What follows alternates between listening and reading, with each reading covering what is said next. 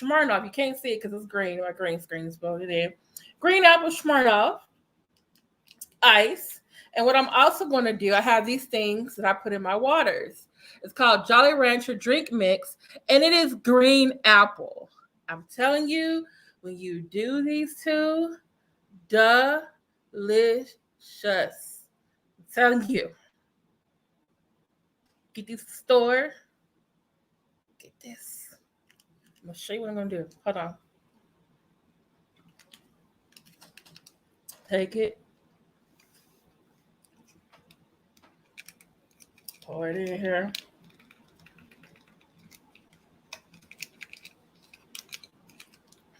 Okay. Put it on top like this. Turn it over. Let it mix. Okay. It's going to dissolve in here. Okay.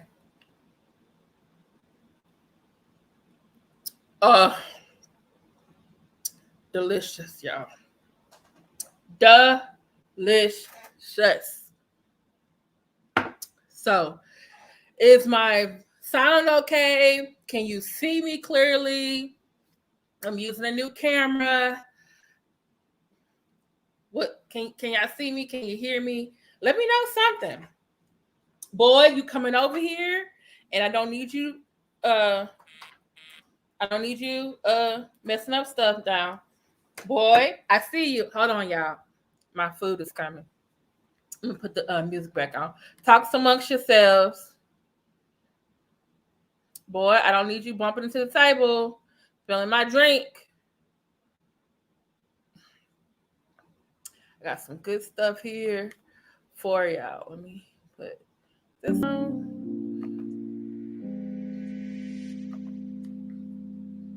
Grab the food. Okay, come on, boy. Boy, you gonna behave? You gonna do some crap?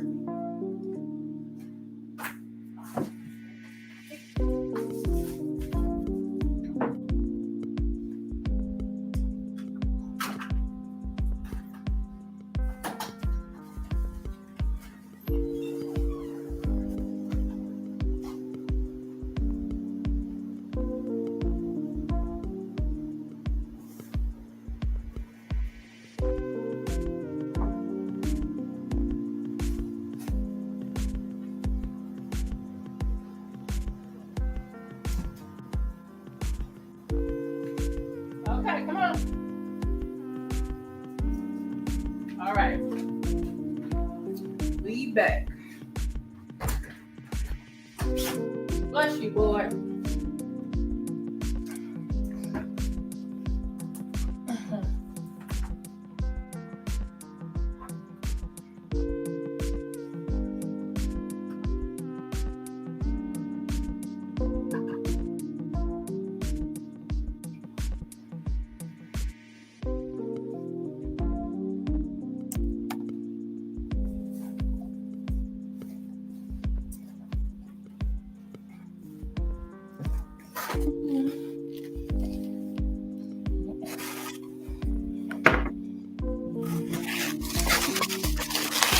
Hey, y'all.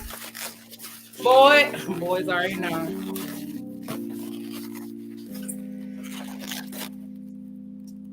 Hey, boy. See you over here.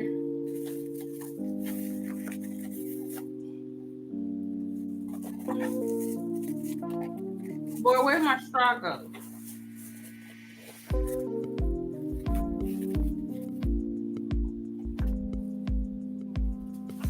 Okay. No, you can't have that. Okay.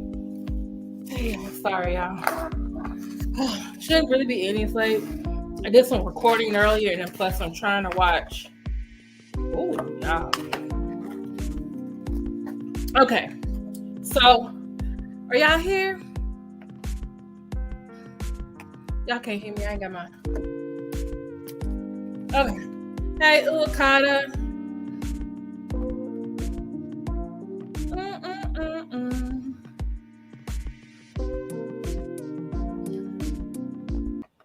Hey, I'm so glad you're here. Hey, Uwakata, Hood Therapy, Lindsay, Holmes, Erica. Hey, I had to grab my food real quick. So we're going to start off first with Nick Cannon, okay? Because like I said, this is Thirsty Thursday. I feel like looking from a drink. The thirst is real. And it seems Nick has this thirst to just want to keep having kids. He wants to expand his tribe, and but it's not like he's committing to one woman. It's like whatever woman is there at the time. Like, you know, and it started to make me think, like, are these women his girlfriends or are they just his surrogates? Like, dude, you can adopt, but hey, you know, hey, Patricia McKenzie, so glad you can be here. So this is an article about Nick Cannon, and I like Nick. He's an actor. He's producers. He's on Real Husbands of Hollywood. He does. I think is it the Masked Singer? He's the host. He got his show back, Wild 'N Out. I think he also has a podcast as well. And we all know him also that he was married for about 6 years to Mariah Carey. And they have 2 kids named Morocco and Monroe. Well, in addition to those 2 kids, by the way, Nick Cannon is 41. Okay, I thought he was a little bit younger. He's only like 4 years younger than me. 3 years younger than me. So he has Morocco and Monroe, who are 11. They're twins with his ex-wife Mariah Carey. Golden is 5, and Powerful Queen is 19 months. He had them with someone named Brittany Bell.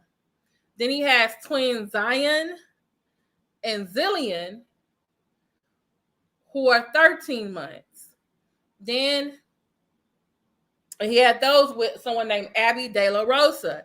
He had another child last year in 2021 with someone named Alyssa Scott. But their child, Zen, died. Okay? So, and then it said this past January, 2022, Nick Cannon announced he was expecting an 8th child, with this time with model Bray Taisi, while it was revealed last month that his ex, Abby, is pregnant with his 9th after they previously welcomed twins together. So he gonna have 9 kids probably by the end of this year. Yeah, despite his conflict dynamic, Cannon ensured he would make things work, and he took to Instagram to shout out his kids and say he would always love them. A video taken from him rapping over 106.5 FM was shared on Tuesday, which he said was a message to all of my kids. He began with, I gotta say something to all of my kids. Your daddy gonna love you, whatever it is. Cannon then addressed the public section of his relationship with his kids and their mother. He continued public opinions and public affairs, but FUCK, what they talking about. All of my children will always be friends, even if their mama's not in agreement. Cannon's a gang, and we're in allegiance. Cannon's the name, and they can achieve it. So, and it has pictures of him with his children.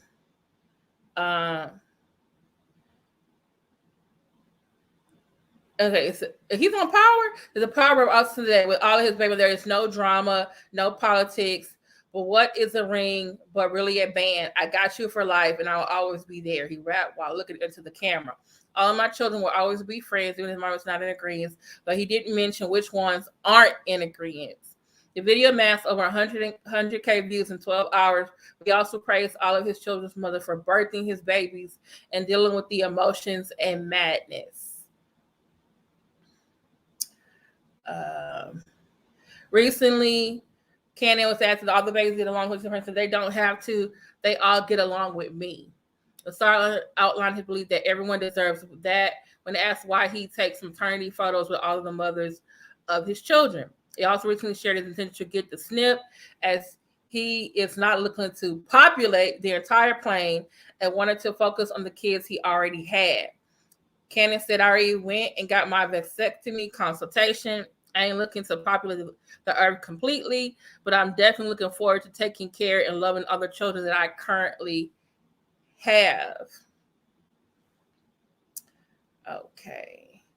The rapper opened up about Zen's death during a live therapy session in February, stating that one thing that keeps me up at night, there's this heavy guilt with the fact that I didn't get to spend time like I really wanted to with Zen. Those children yearn for more, and I can only give so much. I walk around with a backpack full of gifts, but at least I know the harder that I work, it makes the guilt easier to deal with. When Berman asked for working hard made the guilt easy, he said that he feels that like he's providing for others, but he's the guilty when he's not working. And I'm spending time with the young lady. I'm like, I got a house full of kids. Okay. Because I thought at one time he was saying, or at least maybe they were saying that he was saying that he wanted like a whole tribe. He was trying to get as many as, Jacob in the Bible, I mean, Abraham, Isaac, Jacob. Yeah. So, yeah. And I do notice something about his baby mamas. Like, everybody's light skinned. So I was like, is that your preference? Or do you got a colorism issue? Or are you picking women who are like Mariah, who you really haven't gotten over? So I could never be his mama. I would be so embarrassed.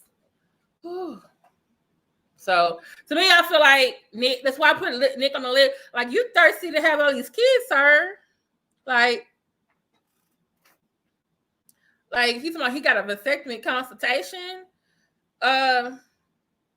I think you should have had, this is me, I think you should have had that like 4 babies ago. Just saying. And I'm not mad at the sister because they all, they all got them a bag. But oh, hey, cutie one. I think when he ended up in the house, I messed him up, so he has all them kids. Oh, okay. So like he got to have some more extra hymns around.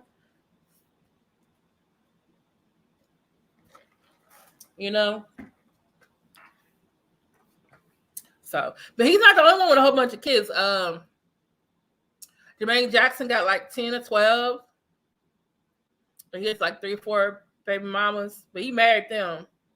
I think, yeah. But one was unfortunately his brother's ex-wife. I was just like, how you gonna marry somebody that used to be your in-law? You done made the kids brother cousins, sister cousins. Like, what kind of mess is that? So, but I hope he means what he says. But I just feel like he's thirsty to make more kids. It's him and Kiki White. Like, y'all racing? Remember, like, it was Madonna and the Jolie Pitts. They were like always adopting a whole bunch of kids. It's like, are y'all trying to compete with each other to see how many kids y'all can adopt around the world? Hold on. All right. His brother has a kid with a chick with the face tat who was on the Ray J Love show. Can't remember her name. Like, whose brother? Whose brother? Nick's brother? Or one of the Jacksons? Jackson brothers.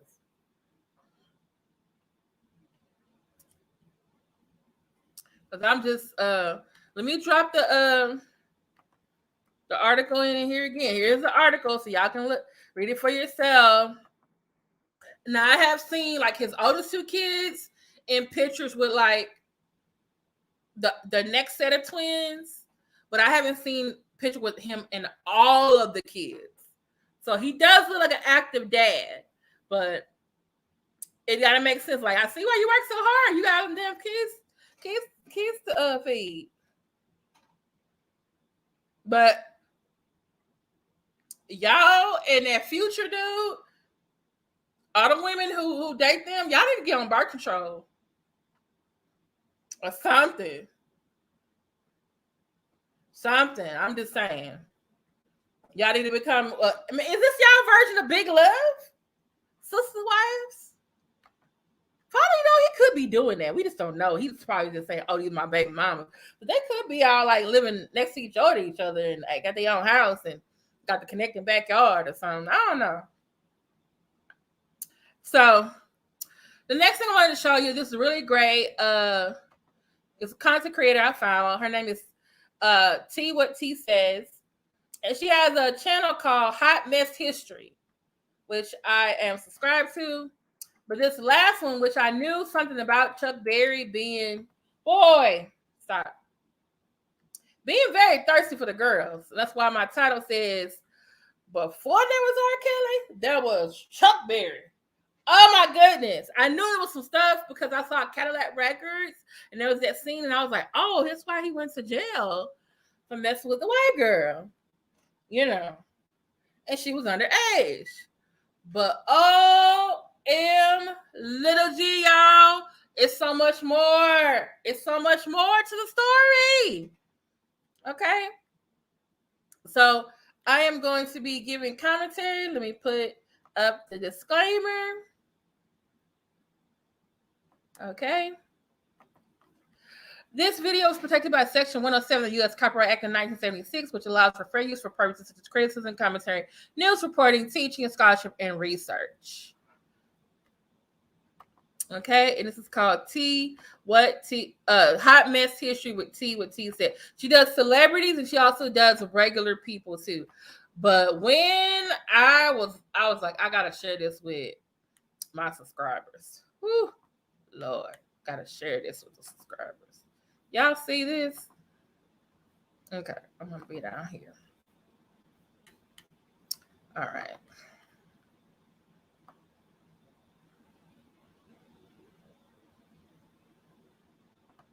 Okay. Can y'all hear real good? John Lennon once said, if you tried to give rock and roll another name, you might call it Chuck Berry. In 1984, Chuck Berry was honored with Grammy's Lifetime Achievement Award. In 1986, he was in the first class of inductees to the Rock and Roll Hall of Fame. They say that Chuck Berry is the father of rock and roll. Well, if that is the case, he fathered some really creepy guys, and he would be creep numero uno. Chuck Berry is one of those people who has a complicated past. He left behind a legacy of undeniable accomplishments, and at the same time, a history of sex abuse scandals which have made him a difficult figure to celebrate for many people, and understandably so. A lot of people probably feel that way about a number of Chuck Berry's fellow Rock and Roll Hall of Fame inductees from 1986. Among those names were Elvis Presley, James Brown, Jerry Lee Lewis, and Sam Cooke. All of these men have some dark details in their pasts, many involving sexual impropriety. And we might discuss some of those other Rock and Roll Hall of Famers at a later date on this channel. But today, it's all about Chuck Berry. Let's get into it. But first, if you like these videos about the most scandalous people from yesteryear who make the Hot Mess History with Ty Said What Ty Said channel a time capsule for the culture, subscribe and hit the notification bell so that you can know every time that I upload one of these videos or every time that I live stream. And comment "I subscribed" in the comment section so that I can say hello to you. Now, on to why you are here. Chuck Berry is one of rock and roll music's pioneers. He wrote his own music. He wrote his own lyrics. He played the guitar extremely well and in a way that was new and exciting to teens all across America who were watching him on their black and white TV sets. In the 1950s and 60s, he was pioneering a whole new sound that would be imitated by many.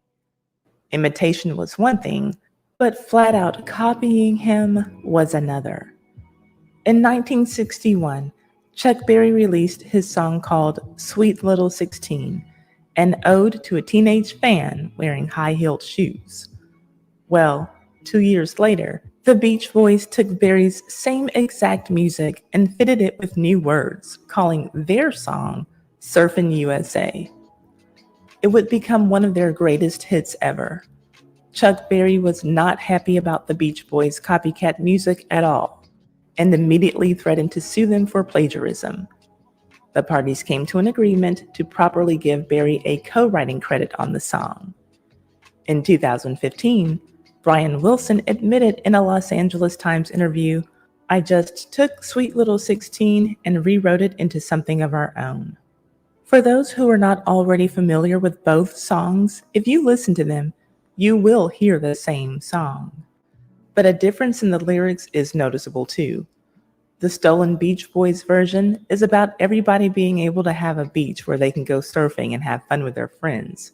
Chuck Berry's original version has some lyrics that seem questionable when one takes into consideration that he was a 35-year-old man singing about a 16-year-old girl in high-heeled shoes. The lyrics from one of the verses are, "Sweet little 16, she's got the grown-up blues. Tight dresses and lipstick, she's sporting high-heel shoes." Is it not odd to think of a 30-something-year-old man penning these lyrics about a school-aged girl? Ironically enough, the song was re-recorded and released by Jerry Lee Lewis in 1969. Of course, a song about a teen girl would be right up his alley. But what if the song had been called Sweet Little 14? Okay, yeah. So, like I said, um,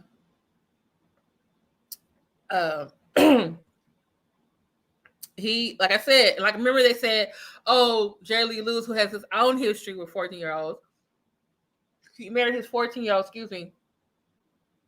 first cousin was from movie, you might say second cousin. And you saw Cadillac Records. You saw there was a part where Mos Def, who plays Chuck Berry, he gets into a 14-year-old or 15-year-old gets in the car with him and they have sex, and that's how he gets into trouble. But this, what she about to say, tell you, oh, the story is a whole lot more complex. Like I said, before R. Kelly, that was Chuck Berry. And by the way, the song Lil Sweet 16, if we could go down, and maybe that's a whole nother video we need to do, there are other artists who came after him who have had songs about young teenage girls, and they were either, over 18 or close to 20, 30 years old, like Chuck Berry was. Rick James has a song about 17. Little bit, I think I'm just saying, there's a whole bunch of other songs about this infatuation with teenage girls. Okay. All right. So let's keep going. Might people have felt differently about it, even back in 1961? Because it was in 1961 that Chuck Berry was sentenced to 3 years in prison for transporting a 14-year-old girl across state lines and engaging in a sexual relationship with her. Her name was Janice Escalante. Here are some of the details from that sordid occurrence. Chuck Berry's attorney said that he believed that Chuck did not have sex with Janice because he, the attorney, thought that she was ugly and homely. Chuck said that Janice looked like his mother's younger sister, but did admit in his autobiography to wanting to have sex with her. Both Berry and the 14-year-old Escalante agreed on a few details during the trial: that they had met in December of 1959 in Ciudad Juarez, Mexico, and that they had traveled together for a week through 5 states, ending up in St. Louis, and that once there, Janice worked for Berry for 10 days in his club that he owned called Club Bandstand. They seemed to disagree about everything else. The main questions that needed to be answered to make a decision about Chuck Berry's guilt or innocence were these. 1, why had he brought Janice so far away from home? And 2, did he rape her on any part of their journey or once they reached the final destination, which was his home in St. Louis? Chuck was charged under the Mann Act, which does not allow transportation of girls and women across state lines for immoral practices or debauchery. This trial was not his first rodeo in court. When Berry was only 18, he was convicted of armed robbery and ended up serving 3 years in prison. And just 3 months before meeting the 14-year-old Janice, he had a court date for a disorderly conduct charge that he received for asking a white girl in Mississippi for a date. Janice was Native American, 3/4 Apache and 1/4 Yuma. So, in Chuck Berry's complete racial ignorance, he called this ordeal the Indian trial, which was not to be confused with what he called the French trial. That was yet another Mann Act charge that he was facing, involving his transporting a 17-year-old girl of French ancestry across state lines for immoral purposes in the summer of 1958. The U.S. attorney told him that after he was caught with the French girl, that there would only be a trial if he got himself involved in a similar incident. Well, he was clearly a musical genius, but the fact that only 1 year later he was caught in a similar incident with an even younger girl speaks to his stupidity as well as his depravity.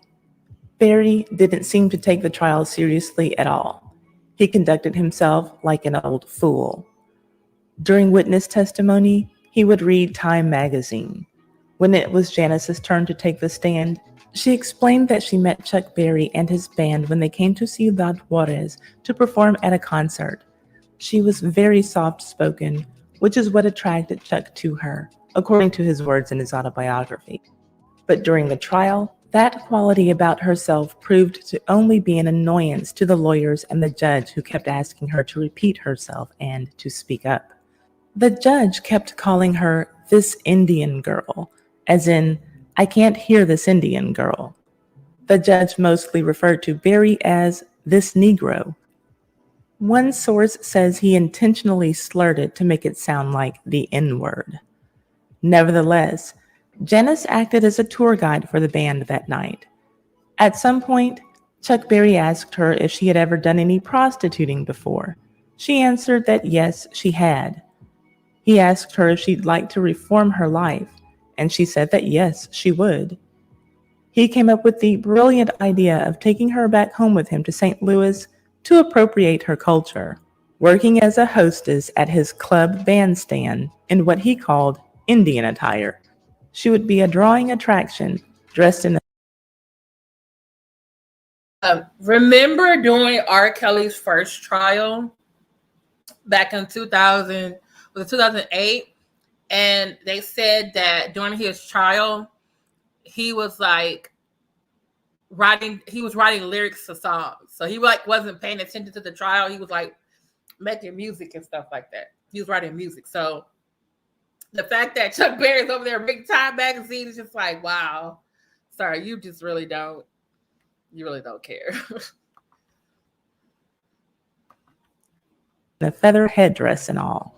The arrangement that they made was that Janice would join him on tour and sell photos at his shows to earn the money to get to St. Louis. Photos like this one. This was literally one of the pictures that she sold. Oddly enough, his fans didn't buy too many of these. Some nights, not even one was sold. It seems that Chuck spent a good part of his life taking photographs without a shirt. I suppose that some woman, or girl, at some point in his life told him that his body was good looking. Just days after making their arrangement, Janice hit the road with Berry and his band. On the way from El Paso to Arizona, she and Berry sat in the back seat of his Cadillac with his arm across her stomach while they had coats over their bodies. The whole gang arrived in Tucson, Arizona, and Chuck booked rooms for everyone at the Sands Motor Hotel. Only 2 rooms for his band, Janice, and himself. They were the last 2 vacancies that the motel had. He and Janice were to share a room, and the rest of the band shared an adjoining room. In the room that he had booked for himself and Janice, there were 2 beds. He testified that he had to share a room with her because he couldn't let her sleep in the car, and that they had shared a room, not a bed. Janice, however, testified that not only did they share a bed, but they showered together before she took the bed closest to the bathroom, and he never got in the other bed, but instead got into the same bed with her. She went on to say that he had intercourse with her that night, and the following morning, he ordered pork chops for breakfast and answered the door shirtless when the bellhop brought his food to the room. Then he took inappropriate photos of her being Janice. When it was Berry's turn to take the stand, he admitted to the photos and to answering the door only half dressed. He didn't admit to showering with or having intercourse with Janice. Bottom line, he only admitted to what someone could verify. There was proof of the photos, and the bellhop could also corroborate Janice's testimony about Berry being half naked. But what went on behind that closed door to their room was simply he said, she said, and the judge and jury would have to decide on who they believed. According to Janice's testimony, that was the first time out of more than a dozen within a 2-week span that Chuck Berry engaged in sexual intercourse with her. The following night, Berry brought back 2 groupies to the adjoining room for the band. Janice went back to the room that she had shared with Berry the night before. She said that around 3 or 4 in the morning, Berry came and got back into bed with her and had sex with her again. His band member, Davis, slept in the other bed in their room. Then, on the way to Santa Fe, New Mexico, Berry was driving for a long stretch with Janice in the front seat of his Cadillac. He asked his bandmates to switch places and let him stretch his legs in the back seat. Since he was switching, so was Janice. She testified that he had intercourse with her in the back seat while his bandmate was driving to New Mexico. Chuck denied that as well, claiming that because his guitar was in the back seat with them, that there wasn't enough room for having sex. After the band played their gig in Santa Fe, they got on the road to Denver at about 4 o'clock in the morning. Once again, Janice said that they had, quote, another sexual relationship in the back seat. She said, he asked me to make love to him, which I did not. The attorney asked, what did he mean? She replied, he meant for me to go down on him. When they finally arrived in Denver, they checked into the Drexel Hotel. Berry used a fake name at check-in because he didn't want his fans to be able to track him down. The name he used for Escalante and himself was Mr. and Mrs. Janet Johnson. Johnson was the last name of one of his bandmates. Janet was the 14-year-old's first name, in Chuck's mind. He stated, quote, I used her first name and Johnny's last name, what I thought was her first name. I never knew her last name until this case came up. But the first part of her name I thought was Janet. That's why I put Janet Johnson. So, Okay, so like, ugh. Can you all agree that Chuck Berry was thirsty for the little girls, teenage girls?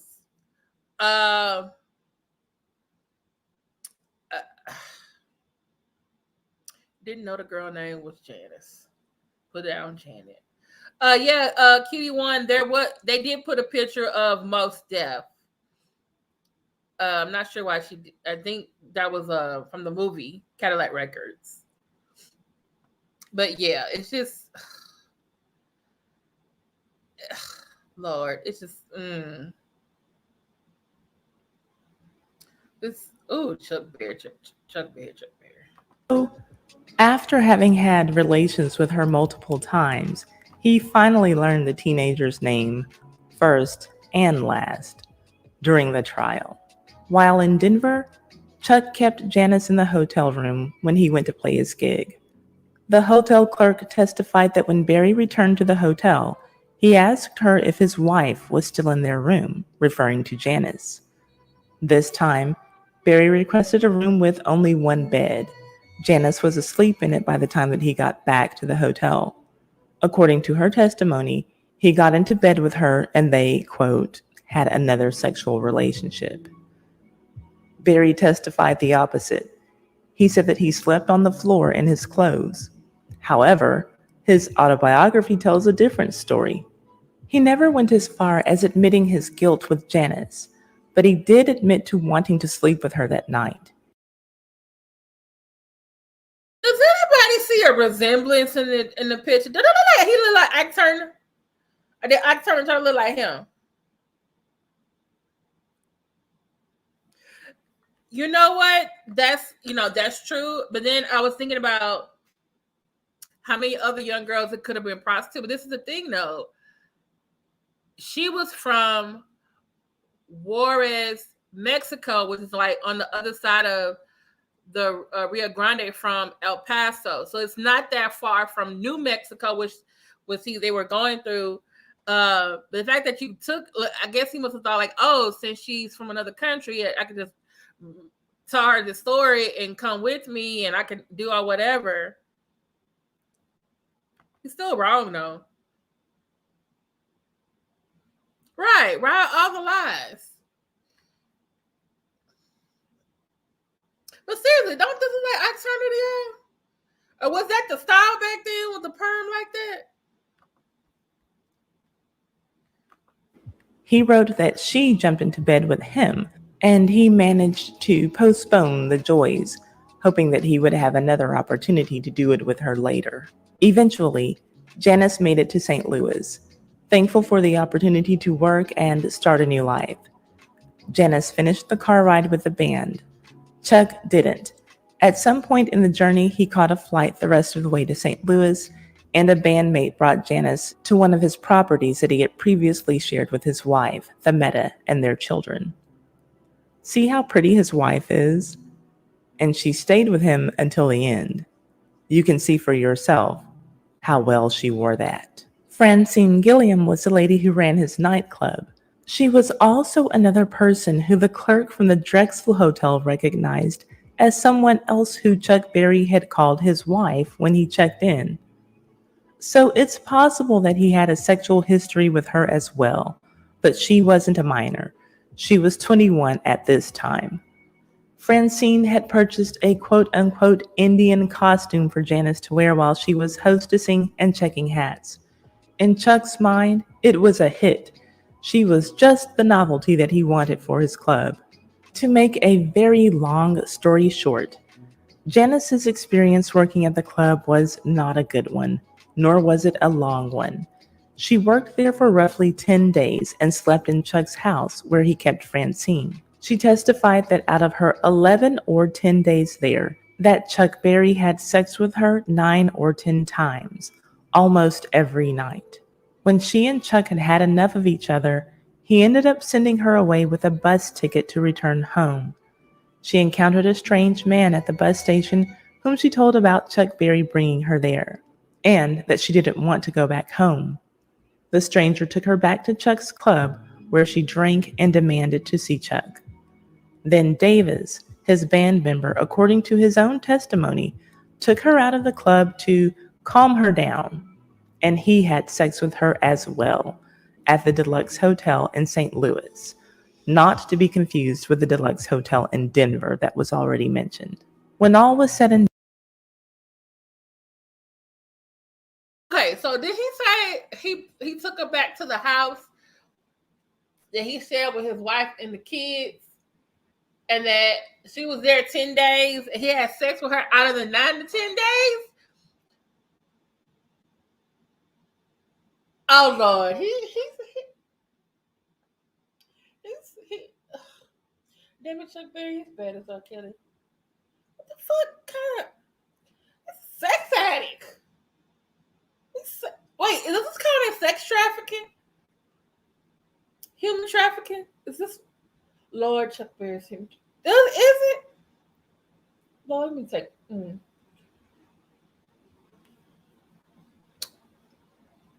Whew.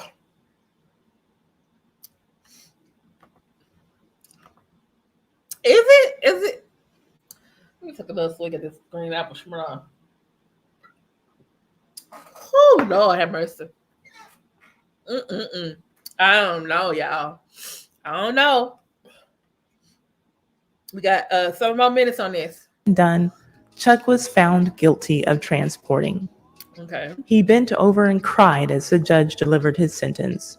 The judge told him, quote, "Don't go through that maudlin exhibition in my presence. I am not impressed by it. I have seen your kind before. I would not turn that man loose to go out and prey on a lot of ignorant Indian girls and colored girls, and white girls, if any. I would not have that on my soul." End quote. Then Chuck appealed and was freed from prison pending his retrial that he was granted due to the judge's racist remarks.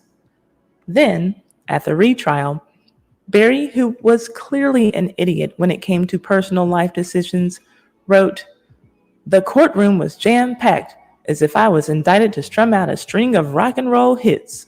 Janice was now 15, and she spoke a little more loudly. And if that first judge had been racist against Chuck Berry, Chuck Berry's attorney was racist against Janice. Even though she told the court the same story that she had told at the first trial, Barry's attorney said that Janice was, quote, dumb like a fox. Everything we have learned about Indians being cunning is true, end quote. Celebrity or not, neither the judge nor the jury believed Chuck Berry. When all was said and done, he was found guilty and sentenced to 3 years in prison and fined $5,000, which is the equivalent of $48,000 in today's 2022 money. He was finally driven to prison in February of 1962. He was released after 23 months and then went on to deny to the press that he had ever been convicted. Then, in 1979, Berry was convicted of tax evasion and had to serve another 4 months in prison. He lived his last years proving that he never outgrew his degenerate mindset. In 1987, he released his autobiography, and this was the cover. There's a little something for you, ladies. Ick. In the same No, sir. I have to admit, for his age, when he took this, he has a nice physique for his age, but like up there trying to look like a sexy grandpa, sir? No. Oh my goodness. Like, no, this. Oh my goodness. Whew, fix it, Jesus. Help us, Mama. Oh, yeah.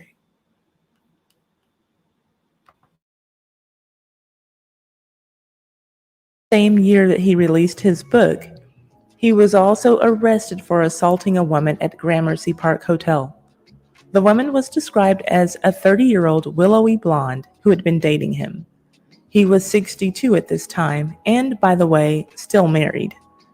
He allegedly struck her in her mouth, causing an injury that required 5 stitches to heal the open wound.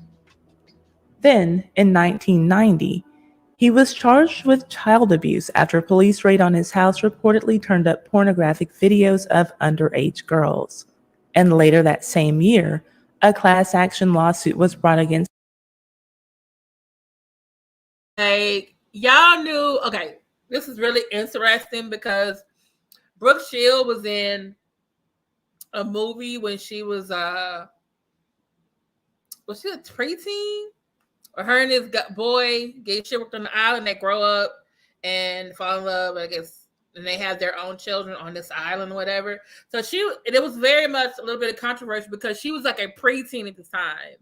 So, and the fact that he is picking her up, I don't know what year this was. I gotta find out what year this was.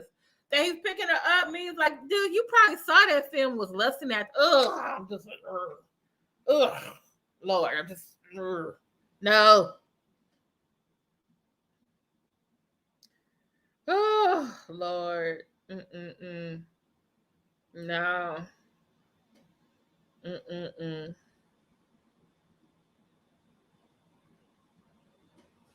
Mm-mm. What? I don't know. Oh, no. What T says does really good research. Like, I seriously. And this next part that she's about to talk about, I remember this when I was in middle school or high school. Heck, I might have been even going into middle school. I remember this on the news because, like, I used to listen to Chuck. I would listen to Chuck Berry. You know why I listened to Chuck Berry? Because of the movie Back to the Future. Because in Back to the Future, Marty McFly played Johnny B. Good for the talent show, and that's how I knew about it. And then they said, "Oh, Chuck Berry has been arrested," and they were like, "Oh, what has he been arrested for?" Oh, because he had hidden cameras in the bathroom of his yeah. Wait. Pretty Baby, she was 9 and prostitute with Keith Carradine. Wait, wasn't Charlie Foster a child prostitute too, a taxi driver? Wait, is this why they now get almost adults to play teenagers now? Is that why? Hold on, now you got me looking. It's called Pretty Baby, 1978. Okay.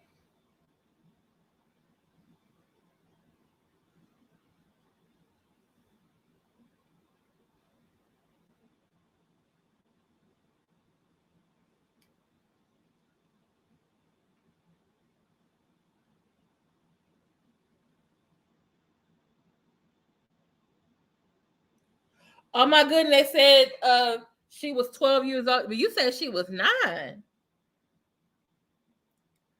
Oh my goodness.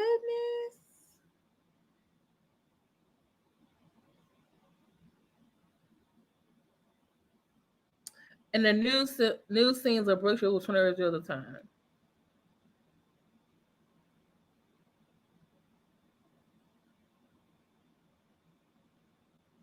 Oh my god. Oh my goodness! In the movie, they auction off the girl's virginity. What kind of mess?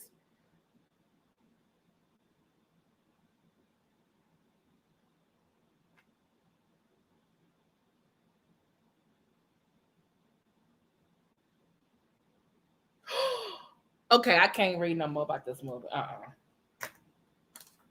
I can't. That's like that. Remember that movie Natalie Portman was in? It was like The Professional, and she like came on to the guy, and he told her stop, which was a good thing. I was like, okay, somebody finally an adult in here. Now that stuff don't look good because they were saying, you know, because she was playing, her family got assassinated down, and he was his neighbor and stuff, and he was like, no, you're a child, and I was like, yes, somebody's an adult in here. That was Jody. Jody was in Taxi Driver. But pretty bad. Oh, goodness. Lord.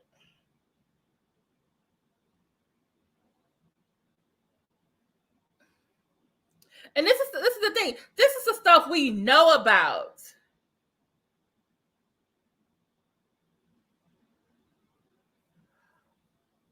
Oh. Hmm. My.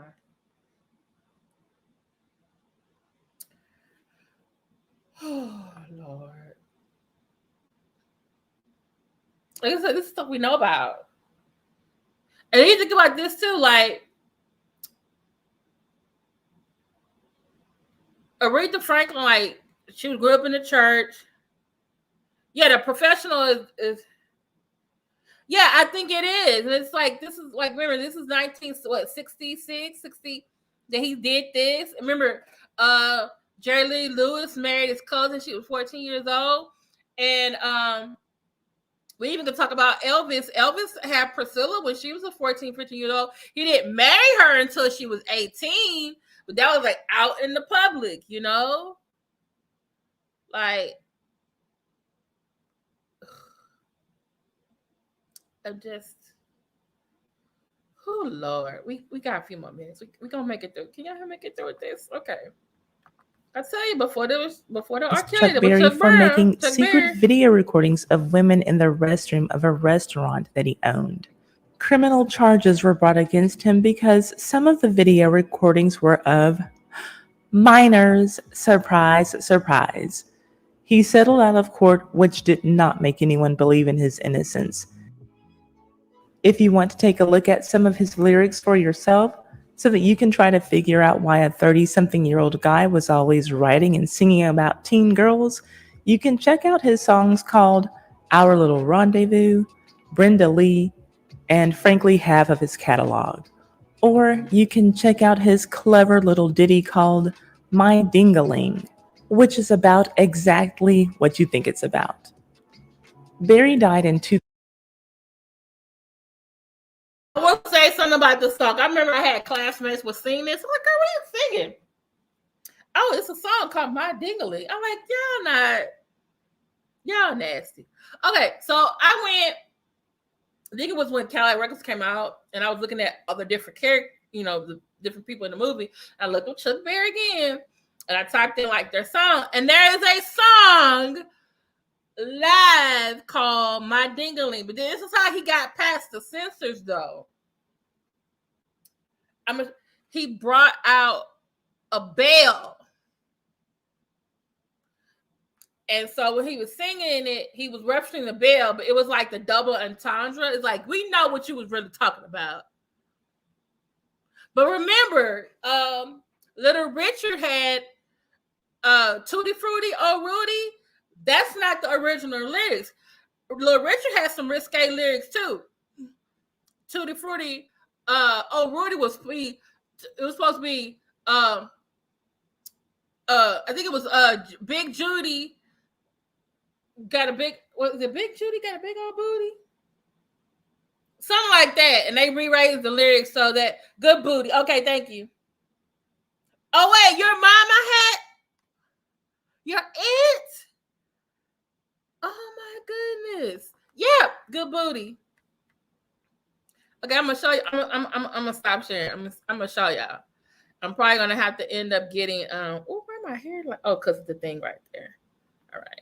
Y'all, the other day I found 2 more gray hairs. I don't know how to feel about it.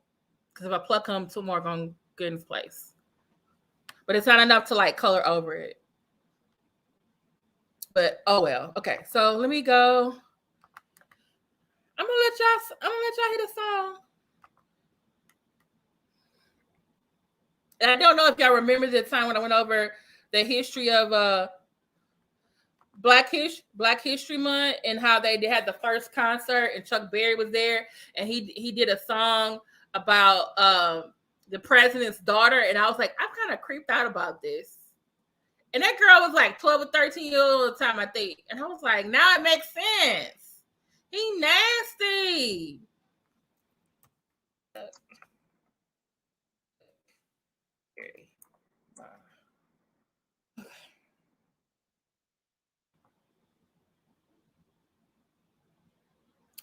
Okay, this is this is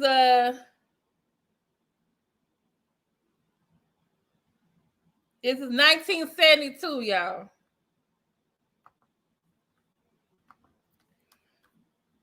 We're gonna go this is 1972. This is the song. Now, if you too saved, you might want to go refreshing your drink, go to the restroom or something. If you got kids under 18 or under 13, you might want someone to go to another room, go put your earphones on. I'm letting you know now. Okay. All right. So this is Chuck Berry, 1972. Like I tell you, man, he's thirsting at the little girls. This is okay. This is a song. Okay. To our alma mater, and this happens to be an E flat, and it's a very cute little number. Matter of fact, it's a 4th grade ditty, and I'm sure that we won't need any accompaniment, and and also it happens to be a song of togetherness. You see, if it wasn't for togetherness, I wouldn't be here, and none of the rest of you would be here either. If it wasn't for togetherness. This is such a beautiful thing, you know. And it also happens to be a sexy song, which, oh, there's nothing wrong with sex. No, not a thing wrong with sex. Beautiful. It's the beautifulest thing in the world. My father's a Baptist minister. And he taught us, said, son, there's nothing wrong with sex. It's just the way that you handle it, you see. And he taught us to handle it properly, you see. So we're going to do this little number. It's a 4th grade number. Now we're going to show them the gentleman their part first, because the gentlemen only have one part in the song so we're going to teach them their part first. No, now come on. I have to hold the pick with these 2 fingers. This is the only one I have to work with, so bear with me. Okay. All right. Now, we have a groovy audience here tonight, don't we? Okay, now, fellas, here's where it goes. The girls have the first word, and when I lean over this way, well, then you come in with your part. You see? Okay, I got to turn this box down. It's hard to get. Here it is now. Yeah. Where's the bell? Okay. Maybe it's a different video. I saw it was a bell or something he had. It was like, and the boys say, ding-a-ling, you see? That's right. It's a cute little song. Yeah. Oh, yeah. And then the girls say, my. And then the boys say, ding-a-ling. You notice how the boys' part starts rising already? And then the girls say, And then the girl say, I want to play with my, and the boy say, ding-a-ling. That's the way it goes. Okay. All right. Now, okay, I'm going to sing the girl's part. And fellas, when I lean out this way, we want you to come in real strong. This is the live. This is the live version. You want me to play the Here we go. I'm gonna sing the girls. The girls. And then you say, come on. My, I want you to play with my. Oh my. Oh my. I want you to play with my. Girls, the boys got their part ready. The boys have their part ready. Yes, sir. Yes, sir. London again. Okay, girls. Now, girls, I was singing your part. Now, we want you to put your part right around the boys' part so we get all the parts together. Oh, yeah, we got to get all the parts together. All right, now, when I lean out this way for the girls and this way for the boys. Okay, I'm going to sing the first of my girls and then let you go ahead and get with the boys. Okay, here we go. Once again, fellas, now, don't forget, get down in there and come on. Wait, all right. Oh, my. Come on, girls. Play with my. Oh, my. Oh, my. I want you to play. That was fairly good. But you know what? It wasn't but two girls out here and one little girl back here taking care of all them ding-a-lings. And that's entirely too much. That's entirely. We need more girls to participate now. Come on, ladies, now. Get with the gentleman now and participate now. Come on now. Here, open your mouth now here and get it. Come on. Here. Oh, ho, ho, ho. Camera.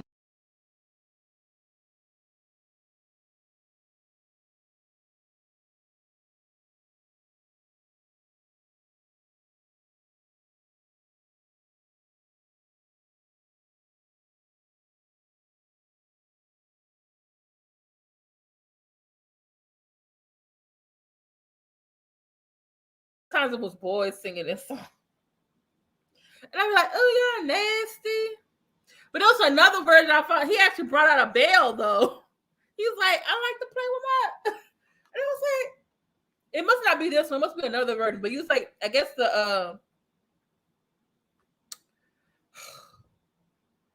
album version was different. Really Wild Chuck. Yeah. Dirty. And this was the thing. Lived to 90 years old.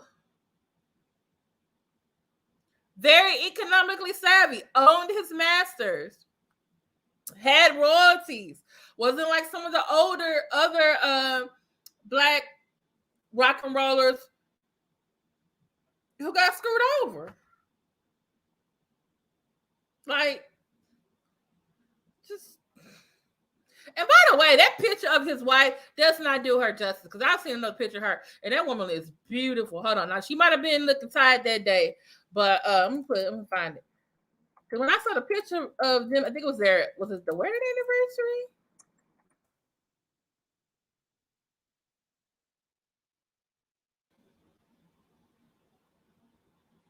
anniversary? Okay, man, I'm seeing some pictures. She might have just been tired. Okay.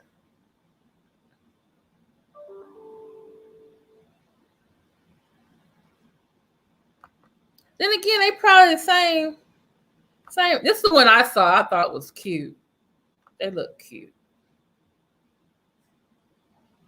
They were with each other for 68 years.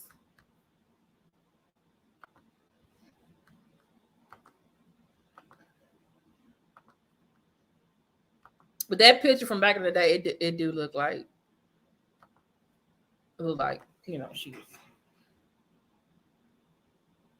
she was she was tired that day. Y'all see the picture? Yeah, she was beautiful. Wait. All evil people are gonna know if they don't get that street justice.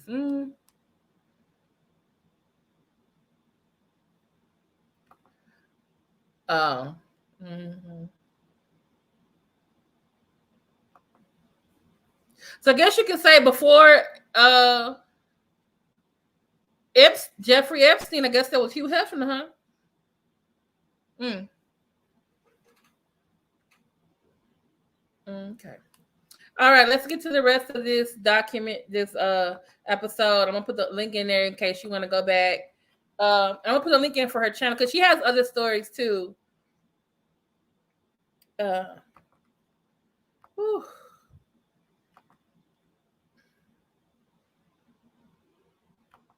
2017, leaving behind a double-edged legacy. He check out his songs called Our Little Rendezvous, Brenda Lee, and frankly half of his catalog. Or you can check out his clever little ditty called My Dingaling, which is about exactly what you think it's about.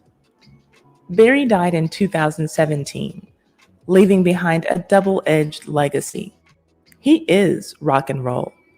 Some say that he is the man who created it. Others say that he was the man who perfected it. He was also a giant old pervert who was obsessed with underage girls and his friggin' wee-wee. Gross. Chuck Berry was finally sent off to prison for violating the Mann Act. But he wasn't the first one, and he won't be the last. Do you know who was the first person found guilty of violating the Mann Act? Jack Johnson. And I have published a video about that situation that you can see here. I will also leave a link to it in the description box. My sources for this story are phoenixnewstimes.com, theoutline.com, jprobinsonmedium.com, the Washington Post Archives 1990, and the El Paso Herald Post Archives 1961. If you want text notifications so that you can get a text 15 minutes before I release a video or 15 minutes before I live stream, simply send a text to 786-632-2135 to let me know that you want text, and you will get an outgoing text message 15 minutes before I have a new video release. If you have a business, product, service, YouTube channel,